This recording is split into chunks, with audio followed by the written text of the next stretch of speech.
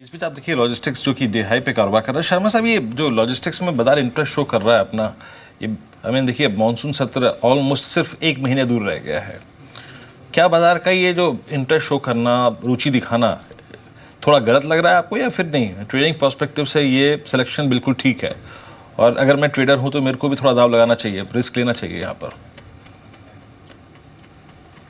देखिए, अगर आप ट्रेडर हैं तो आपके लिए बिल्कुल आसान काम है। स्टॉप लॉस के जरिए बिल्कुल पार्टिसिपेट कीजिए, इसमें कोई दो राय नहीं है। फंडामेंटली अगर आप ये समझते हैं तो जब अगर 1 महीने पहले लेने में कोई हर्ज नहीं है, लेकिन डर एक यही है कि अगर ये मार्केट अगर डिस्काउंट करने लगता है करेंसीज को और फर्दर, और उस तरह के डर जो आते हैं, क्योंकि मेरा ये कुल मिला के मैं घूम फिर के वापस वहीं पे जा रहा हूँ कि अगर इस डर से, तो पहले आपको सीधा आंसर ये करता हूँ कि लॉजिस्टिक्स में आप अगर बना रहे हैं तो ये मार्केट की कमजोरी जो आ सकती है, तो उसके तहत आप इसमें नीचे भी लेने की जगह रखें।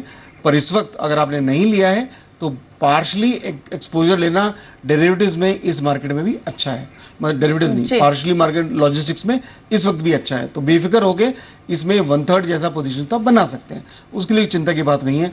अंतर्राष्ट्रीय बाजारों में मुझे और भी कहना है, वो आप जब अगला क्वेश्चन पूछेंगे तब बोलूंगा। हेमंत, आईटी स्टॉक्स आज दबाव में है। टीसीएस, इन्फोसिस, माइंडट्री, टेक महिंद्रा सभी में 1, 1.5, 2, 2.5% तक की कमजोरी देखी जा रही है। कोई शॉर्टिंग अपॉर्चुनिटी आप देख रहे हैं इन स्तरों पर आईटी स्पेस में, या फिर अवॉइड कर रहे हैं स्पेस?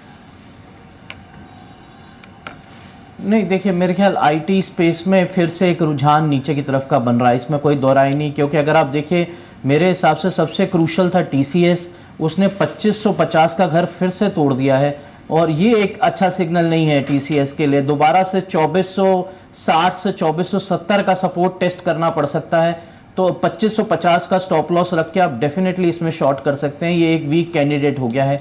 इन्फोसिस जो एक मेरे ख्याल से एक ऑलरेडी साइडवेज बैंड में ही है, 1210 का बहुत बड़ा रेजिस्टेंस, 1150 का सपोर्ट, मेरे ख्याल वो थोड़ा साइडवेज में रहेगा। तो मेरे हिसाब से TCS is a much better short candidate right now. TCS अगर आप देखें तो एक अच्छा मंदी खेलने का स्टॉक है इस वक्त। इस बीच मैं बीते 1-1.5 महीने से ये भी फील कर रहा हूँ कि बहुत अच्छा मूव देने के बाद कुछ पिट कैप स्टॉक्स अब थोड़ा सा डिस्ट्रीब्यूशन फील करने लगे हैं। लुक एट मैरिको ने अप्रैल में अपना इस दौर का हाई छुआ 270, और उसके बाद से ऑलमोस्ट 60 के ऊपर डिलीवर नहीं कर पाया और 255 पे ट्रेड कर रहा है। शुक्रवार को इसने 250 के लोग भी लगाया था। जरा डाबर को दिखाइए एक बार डाबर क्या कर रहा है। पोस्ट नंबर्स जो Q4 नंबर्स थे, उसके बाद डाबर ने क्या मोमेंटम दिया था। अब 313 के स्तर पे, 313.85 पे, याद रखिए ये अभी भी अपने ट्रेडिंग करियर के हाई पर कारोबार कर रहा है, लेकिन अब यहाँ से कमाने की कितनी गुंजाइश है। याद रखिए 250 से अप्रैल लास्ट में ये स्टॉक भागता 313, यानी कितना रुपये भागा, 63 रुपये in a single quarter. I think it's more than enough. Sharma साहब, ये जो आचार्य बालकृष्ण ने बात कही थी कि हम ऑलमोस्ट इस फिस्कल में, नेक्स्ट फिस्कल में 20,000 करोड़ रुपए का रेवेन्यू हिट कर देंगे, ये एक बड़ी बात थी। आप कैसे देखते हैं इसको? ऐसे में क्या अभी आपको लगता है कि कोई इंटरेस्ट बाजार शो करेगा ये एफएमसीजी स्टॉक्स में स्पेशली? मेरे ख्याल से इस वक्त जो एक मैं अपनी दृष्टि से देता हूँ, मैं बहुत ही आदर करता हूँ इस ग्रुप का कि उन्होंने हमारे प्राचीन जो चीज़ें हैं उनको सामने लेके आए हैं, लेकिन इन पे विश्वास करना कि 20,000 करोड़ कर पाएंगे, इसका अगर ये फाइनेंशियल दूसरा कोई लॉजिक दे तो उसके अंदर कॉन्फिडेंस आएगा। पर ये बात सफिशिएंटली अनफ है कि उन लोगों के मन में डर पैदा करने के लिए जो इस मार्केट में ऑलरेडी हैं। ऑब्वियसली इसका इम्पैक्ट पड़ेगा, पर मेरा ये मानना है कि अभी ये स्टॉक्स जरूरत से ज़्यादा डिस्काउंट कर रहे हैं इनको, तो अगर कोई कॉन्फिडेंस जब तक और कोई फिगर सामने नहीं रखे तब तक बहुत ज़्यादा इनसे डरना मेरे ख्याल से वाजिब नहीं होगा। ये कंजम्पशन स्टोरी अच्छी है, आगे चल के काम आएगी, और गिरावट में इनके अंदर लेने में मैं नहीं समझता किसी प्रकार का आपको हर्ज होगा। चलिए शर्मा साहब, बहुत बहुत शुक्रिया, आप इस कार्यक्रम में शामिल हुए, सभी सेक्टर्स में राय रखी। कोई डिस्क्लोजर शर्मा साहब आपका?